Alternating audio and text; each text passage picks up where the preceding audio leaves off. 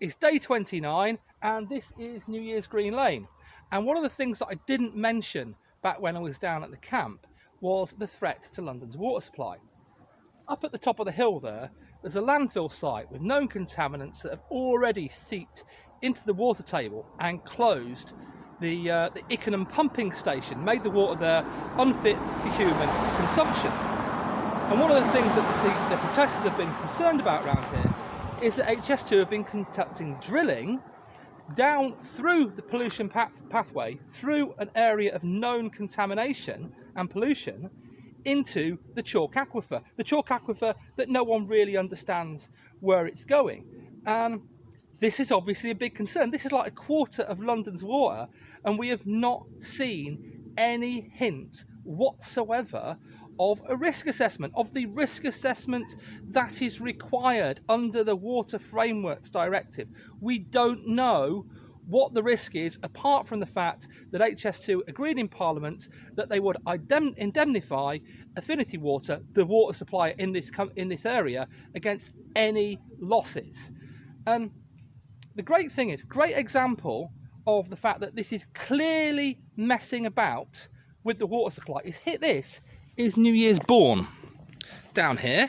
This here, you can see, is flowing water. There is water there in this stream, brook, whatever you want to call it, right? And over that way, HS2 have done their drilling. And when you look at New Year's Bourne, by the camp, it's dried up. There's no water in it. So where's that water gone? It was there before HS2 Limited started drilling, and now it ain't there.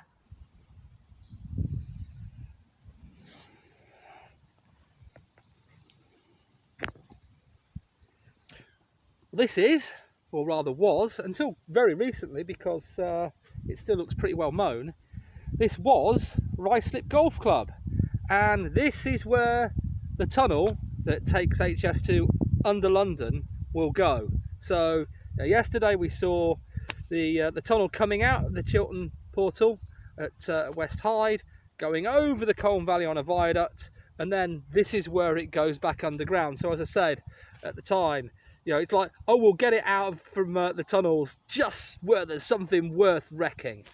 And this is a wedge of countryside. There's built up area that way, there's built up area that way, and when I hit that tree line behind me, that's great, that's London. I know we're in Greater London at the moment, but that's the never-ending urban sprawl that I suppose tonight I'll get to Old Oak Common tonight, and a nice little jaunt into Euston in the morning. And yeah, this is it, and this goes. And obviously this tranquil scene is no longer punctuated by the shout of four and the swing of a golf club. I can just hear the breeze through the trees and some bird song. And I don't think those birds are going to particularly care that where they're nesting isn't actually ancient woodland and not given so much of a toss about. This is all, as I say over and over again, really important habitat. This is where we've just been through, and yesterday and today, Colne Valley and all that water and all that biodiversity. It's like the lungs of London.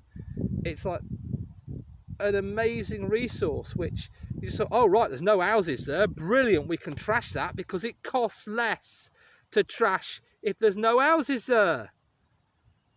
And it's like there's no value put on the natural environment. We're having a climate emergency or something. I'll tell you what, it's bloody hot for September. But yeah, it's like there's no value put on this at all. This is Ruislip, and when HS2 was first announced, it was apparently going to go overland through this area, right next to the Central Line and the Chiltern Line just over there. And they said no problem, it's because what will happen is these houses that back on, what happened is it'll just take a little bit of the garden. And I bring this up because it's a perfect example of how HS2 was terribly conceived and ridiculously designed from the outset, because like in other places, what they completely failed to take account of was the width of HS2. So instead of it taking a little bit of the garden of the houses on that side, they realised, oh hang on, yeah, it's probably going to come into the front gardens of the houses on the other side, and that's one of the reasons it's now in a tunnel. But of course, the worst place is Hangar Lane. This is the Hangar Lane gyratory system, and it's probably one of the best examples in existence that proves that from the outset, HS2 was conceived by cretins and designed by morons. If you listen to HS2 Limited now, they'll say, oh, well, we listened to communities and we added tunnels to mitigate. No, you didn't, you lying sods. What happened was, in the Chilterns, there was a deep cutting between the two tunnels, and their own engineers said, well, that's unsustainable. So they joined up the two tunnels. Here, the absolutely bonkers proposal was, over there, that's a bridge, the Chiltern line and the central line there, run there. They were going to put HS2 next to it, overland. And here at Hangar Lane, this is the east side of what is basically a giant roundabout. It's 8 lanes just on this side. This side was going to have roadworks for 99 weeks. This is Sunday evening. You can't shut this for 99 seconds. Right? They had a 5-year construction schedule. 21 bridges around here they were going to take out. There's a word for that, bonkers. And this was the Department for Transport proposing this. How? How did the Department for Transport think 99 weeks of roadworks here, 5 years of roadworks on the entire system was a good idea, besides all the houses that you'd have to take out by running HS2 next to the existing railway lines? It was just insanity. And they've tried since then to greenwash it and say, oh, we listened to communities. It wasn't that we were totally bonkers from the start. Well, it's the end of day 29 and I have made it to Acton. Acton? Wormwood Scrubs, you've heard of Wormwood Scrubs. From an HS2 perspective, it's Old Oak Common, or from a grossly optimistic, overblown HS2 lobbyist point of view, you might call it, and seriously they have, Park Royal International. And so I'll finish HS2 tomorrow. I'll finish on day 30. I'm only about 5 miles from Euston. Some would say, well, you've made it to Old Oak Common, you've made it to the end of HS2 anyway. That's an odd one. You know what? I'll save that for day 30 when I'm actually there. Yeah. I cannot believe that we're almost at the end of the journey, Evie. Yeah, not much reaction from her. It's like when we're out, she'll run, and coming into Colne Valley, record actually, we'd done 20.5 miles, and she went off in the dark chasing something. I'm thinking 20.5 miles, and you're still running. But of course, as soon as you stop, it's like, all right, is this where I go to sleep? I'll tell you what, something I've really missed, tea. I originally was going to bring a trangia, so I could cook tea. So I could make tea, and I'm really glad that I just couldn't fit it in the bag. It wasn't the weight, I couldn't fit it in the bag, but I just think how much time I would have lost making tea, because just when I had the break, I'll get the trangia and make some tea. It really would have slowed me down, so I'm quite glad I didn't bring it, but I have missed the brew. Anyway, day 29, yeah. So many people to thank over the last 2 days, and I'm not sure. Yeah, well, obviously, Lottie and Kerry and Christine and Terry took me out for dinner, not today, yesterday. And then, great at the camp. When I got there, I think I missed this. I can't believe I missed this off the videos. But when I got to the camp yesterday, day before, wasn't it? When I got to the camp, it was past 11 o'clock, and Mark says, you know what? Oh, you don't have to put your tent up. We've got a spare tent, and it's if you see the video, it's that massive tent that has the Save Water banner on it. I can't believe I didn't put that in the video. It had a carpet in it. It was that big. Oh dear. And chairs and tables, and you know, not camping chairs and tables, proper inside the house chairs and tables in it.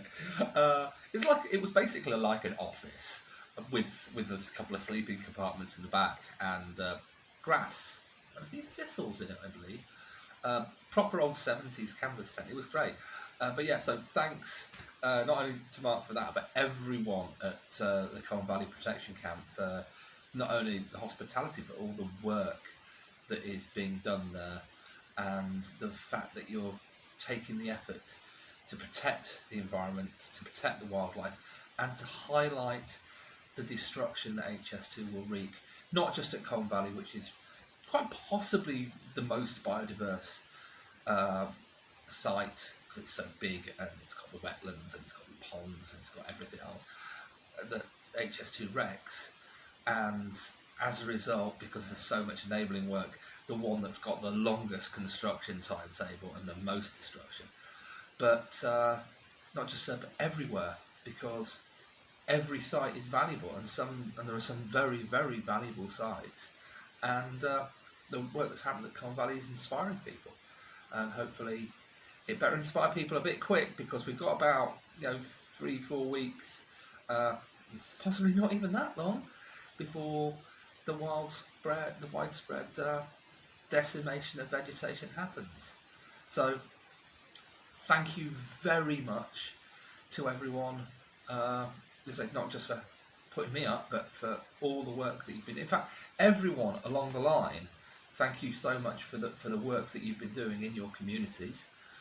And I'd say long may it continue, but no, I want it to continue for about 2.5 months, and then it not need to continue because HS2 has been cancelled, and all that will be needed is a bit of remedial work. My God, oh dear, it'll be hell to clear up this mess, but a little bit less hell, well no, a lot less hell than clearing up the mess after they built it. And see, one of the things that you'll have spotted through this month of videos is just how many cock-ups, how many idiotic decisions, how much money has been burnt on this project.